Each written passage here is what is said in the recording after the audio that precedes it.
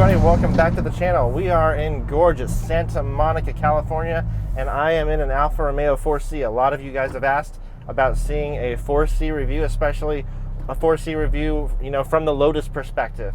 Someone coming from a Lotus Elise. These cars are compared constantly all the time, and there's a good reason for that. These are both very small, very lightweight cars, very similar in weight. The Alfa, is a few hundred pounds heavier than the Lotus. It has a lot more of an interior, some heavier gadgetry. It also has a lot more power. We're talking about 240-ish horsepower, but it's turbo horsepower, so it comes on quite a bit different than the Lotus. The first thing I really noticed when I got in the car was the carbon fiber chassis. It is gorgeous.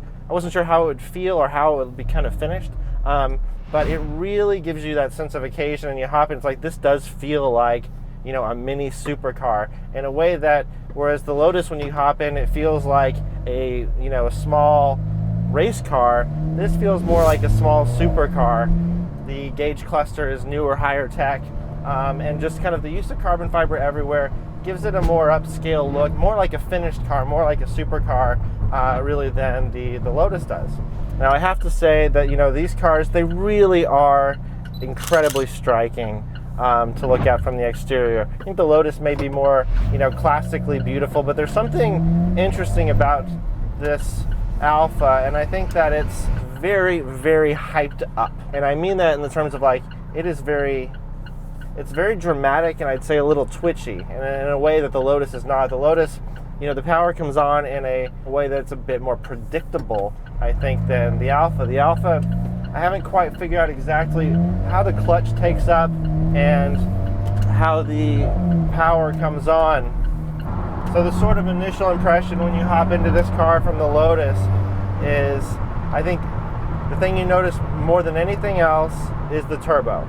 And that's really, shouldn't be any surprise, but it is probably the biggest difference between the two is the fact that this car has power from the beginning. It comes on in kind of a weird way. You don't have the feel, I don't think you get the control that you do with the Lotus, but you do get this sense of drama because it's not exactly clear when the power is going to come on and how much there's going to be.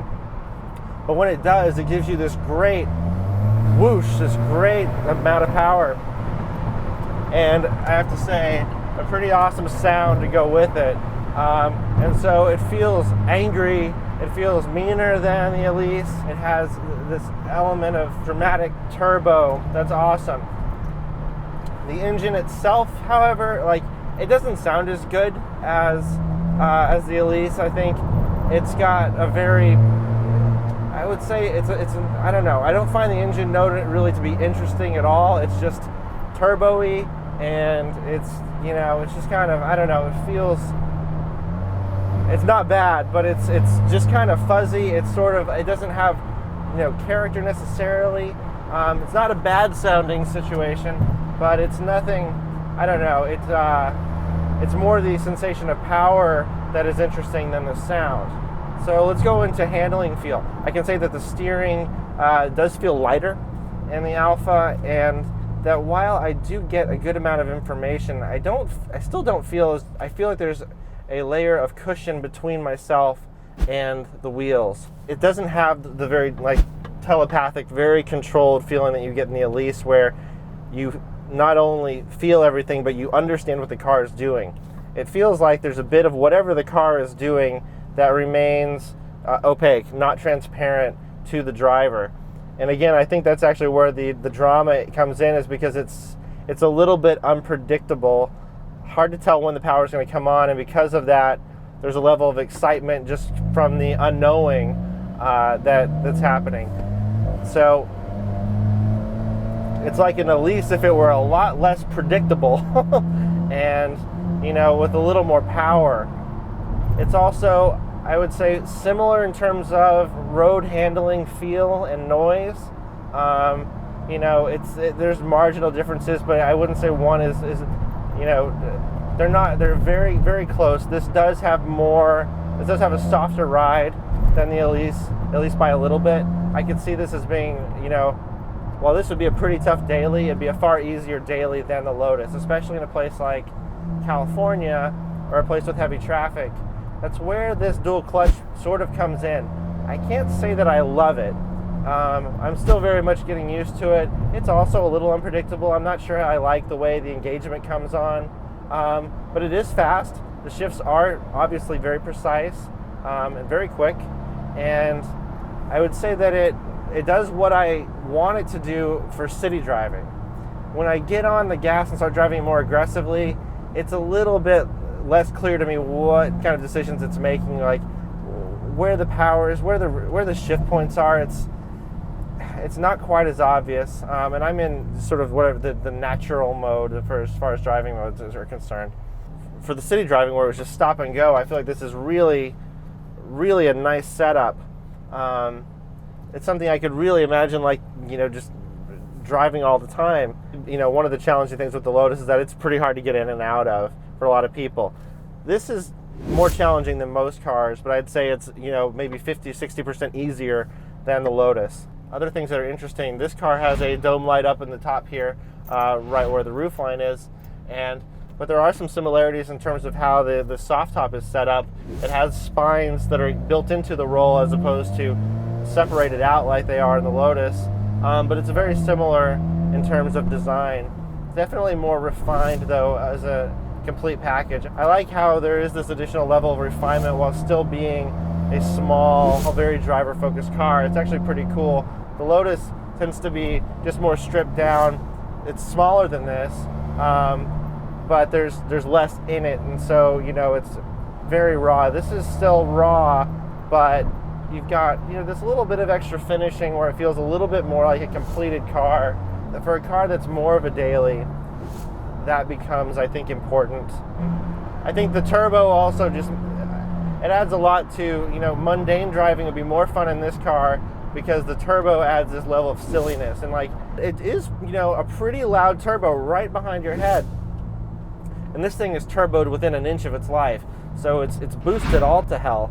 And when you put your foot in it and you get this massive whoosh behind you accompanied with this awesome acceleration, it kind of makes you feel like you're in this, just a miniature supercar. Really, really quite fun, and I like how this is different. This is the carbon fiber version of the Lotus in a way. There's just something great about both philosophies, I think. But yeah, it's sort of like a smoothed over Elise in terms of handling feel, steering, braking, really everything, with a very unpredictable power and a little twitchiness.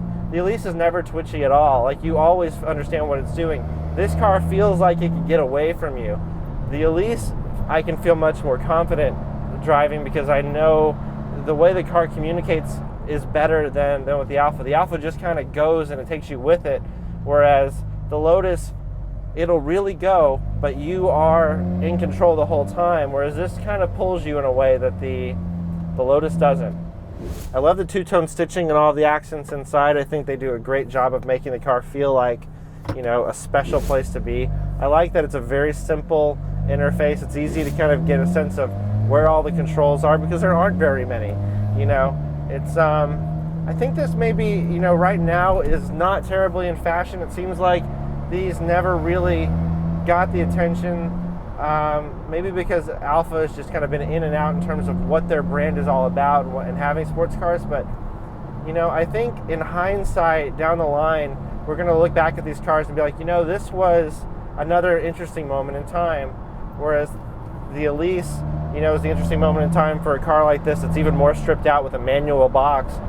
I think this is still going to be an interesting time too, because I think we're probably past the point of seeing cars with manual steering racks.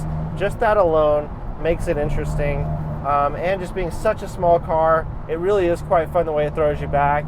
I think offers more of a supercar experience than a hardcore sports car experience. Man, I don't know if you can get a supercar experience for this kind of money anywhere else. I think there's no way this is a Lotus Elise replacement. It simply doesn't do what the Lotus does. It doesn't have the accuracy. It doesn't have the level of, you don't get quite the level of detail. People talk, it does have communication. There is information, but it's loud and it's hard to pick out what it's saying. But that's, I think that is okay. And I think that someone looking for, if the Elise is too much, if you've driven one and you feel like it's too hard or too raw, and that it'd be too hard to live with, then you probably really should try a 4C, because it may be just that right bit level, additional level of refinement that you need to make it a car that's, a little more livable for you. I could definitely see like just having a lot of fun with a car like this and not taking it too seriously, which is sort of part of that Italian idea, I think, too. It's like, don't worry so much, don't be too analytical about it, but just, how does it make you feel? And the Lotus makes you feel very focused and like wanting to become a better driver and very connected and at one with the car. This feels more like a baby rocket ship that's just gonna kind of go the way it goes, but you still have a good degree of control over it. But it's sort of like, oh man, hey Jane, get me off this crazy thing. And I think that drama and excitement, man, I think it's pretty awesome. This little, the Italian cousin to the Elise, the over-caffeinated, coked-up version. A little bit fatter, a little bit dumber, not quite as athletic, but where the motor's been taking human growth hormone, and it's a little bit amped up on steroids and cocaine at the same time. It's really hard to look at these, especially ones that are in the low 40s, and not think that, man, this may be, one of the coolest cars you could possibly pick up for that kind of money. But I can sort of see why the reviews were never like crazy amazing for this in the way they were for the Lotus, because this is very good, but it lacks all the little bit of extra specialness that the Lotus has that just makes the handling that level better. This is very good, but nothing about it's like it doesn't have this killer app, this killer feature where it's just better at it than anything else. This seems like very good at a bunch of things, but not maybe great at any one thing. And so, it's just got but it still has high grades all over the place. They're just kind of not so predictable. And you can see this is a car that you would enjoy, but maybe not have a strong bond with necessarily, because you have an affair with this car, but you marry the Lotus. And don't forget that I will be driving across the country. I will be driving from Boston to San Diego, and then meeting up with the West Coast Lotus meet, doing about 5 days of driving with West Coast Dan on canyon roads with another Lotus Elise, as well as Lotus Elan 2 plus a Lotus Elan plus 2, and it should be a pretty amazing trip. I'm going to be documenting the whole thing from start to finish, from the drive across the country to all of the driving that we do in the canyons of San Diego heading up to Folsom. So it's going to be a pretty amazing month with lots of content coming for you. But I'm really happy to have brought you this Alfa 4C review. It's something that, I've really wanted to do for a long time. I know a lot of you have wanted it. And, the Alfa 4C from the Lotus owner's perspective, I think is really important. And there, that Venn diagram is not, the number of people that are inside it is pretty small. And so it's something that I really hope is helpful for those of you who are maybe cross-shopping the two cars and may have the chance to drive one but not the other. Maybe this helps you out, gives you a little information. If it does, leave a comment down in the area below to us about, what about this review was interesting to you? Did I tell you anything that you didn't know or you suspected? What other questions do you have that I didn't cover in the review? Maybe I can still answer that question for you in the comments area down below. And thank you for watching.